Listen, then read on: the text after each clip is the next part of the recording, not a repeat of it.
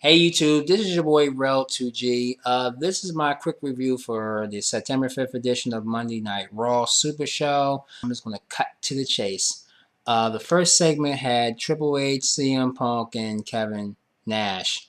We also learned from Triple H that Kevin Nash was the person who texted him the message at SummerSlam, and Kevin Nash said he did it because he wanted to make the WWE cool again. And he simply says the WWE Universe is not big enough for both him or CM Punk. And he says one of them has to go. Kevin Nash was told by Triple H that CM Punk didn't lie to him, even though he hated his guts.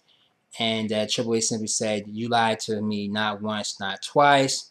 And Kevin Nash just saying to Triple H that you're going to take us out of our minds. I'm your friend for 20 years.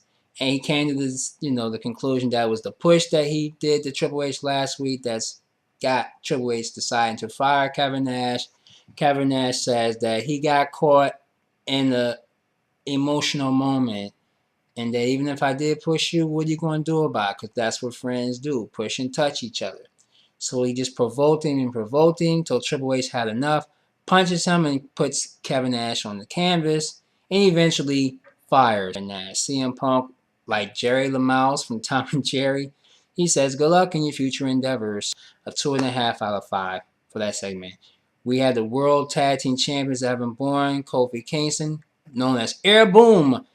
They faced Jinder Mahal and the Great Khali. I was impressed with this match that these two tag team champions did what they had to do to beat the non-English speaking wrestler. As you know, they made it interesting. That particular segment, I gave that a 2.5 out of 5.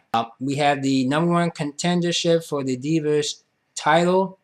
Beth Phoenix against Eve Torres. But at the end, it was the Glam Slam that doomed Eve Torres, and Beth Phoenix will have a rematch with Kelly at Night of Champions. That segment was a 3 out of 5. It wasn't a wild match, but it was a match that I knew that Beth Phoenix had to win. We also learned that the WWE will be bringing out the WWE Network sometime in early 2012 or probably in the fall. That's great for the WWE Universe because we're getting tired of paying our hard-earned money for WWE on demand. So, big ups to the WWE. We also learned that Alberto Del Rio is seen recruiting Wade Barrett, Dolph Ziggler, Jack Swagger, and Christian to attack John Cena before the end of the show. More on that in a minute. But that's pretty much what was going on with Alberto Del Rio on this night. We did have the best match of the night, CM Punk versus R-Truth. Before the match, R-Truth and Miz with their great promos as heels, co-conspirators, informs the WWE Universe that they will challenge the World Tag Team Champions at Night of Champions. And it was just some craziness going on between R-Truth and The Miz back and forth. If you've seen it, you know what I'm talking about. Just unbelievable mic skills from both guys leading up to CM Punk's match with R-Truth. Great match itself, but at the end, The Miz tried to trip CM Punk. The referee automatically throws The Miz out from the ring, and R-Truth eventually gets put into the GTS of CM Punk. Match is over. CM Punk wins victoriously. Triple H come running down the ring, tells CM Punk, "I want to hurt you bad," that the Night of Champions match will be a no disqualification match. And before Triple H leaves the ring, CM Punk informs Triple H that he has a stipulation of his own. If he was to beat him, he must resign as COO of this company. Triple H accepted the challenge. I give that segment, particularly the whole segment, 4 out of 5. We had tag team matchup between Jerry the King Lawler and Ryder. Who cares? I mean, they're not going to make it together. But on this night, they faced David Otunga and Michael Mcgillicutty. Convincing win. It only took about maybe 2.5 minutes. That segment itself, 2.5 out of 5. I wasn't really impressed with the match itself. But way to go, Big Bowski, getting the win with Jerry Lawler. Randy Orton, World Heavyweight Champion, he faced Heath Slater. Slater's just getting worse and worse each and every week. He has not won a match since the core broke up. I mean, I knew for a fact Randy Orton was going to annihilate Heath Slater. He had little slaps here and there, but at the end, Heath Slater just got RKO to hell to Randy Orton, and Randy Orton won that match convincingly. I give that a match maybe about 2.5 out of 5. John Cena, of course, is at the ring trying to convince Alberto Del Rio to come down here so we can talk business after you cheap shot me 2 weeks ago.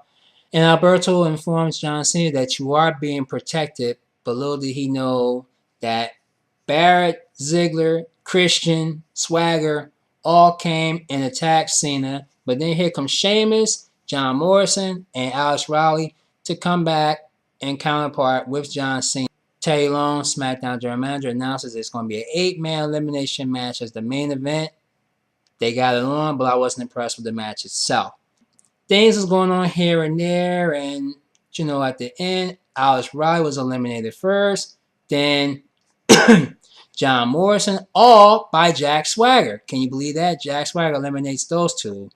Then eventually, Christian and Sheamus got into it, running around the ring, and immediately they both were disqualified. So John Cena was left all by himself with Dolph Ziggler and Jack Swagger. But the interesting thing about it was that Cena fought out both of those guys, meaning he did the double 5 knuckle shuffle to both Swagger and Ziggler.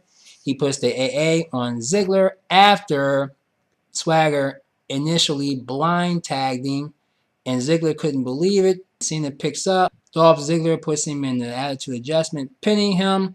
After that, Swagger puts him in the ankle lock, which eventually Cena changes the ankle lock, reverses it into a STF.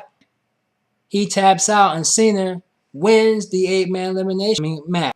Like I said, I wasn't convinced. Alberto Del Rio tries to attack Cena, but Cena counterpunches him back out of the ring. Ricardo Rodriguez carries him off. John Cena is in the ring all by himself, the victorious one. And that's basically how the Super Show ended on Monday Night Raw. What did you think about the show? Put your comments, what you liked or didn't like about it at the bottom. And of course, if you like my channel, subscribe to it at the top. I'll give the show a 5 out of 10. Last week was way better than this week, and it could get even better as the month of September roll around. I appreciate y'all coming out. Come back again real soon. I'll be back to give you my Night Champion predictions after Friday Night SmackDown. We'll see you then. Let's go, Philly!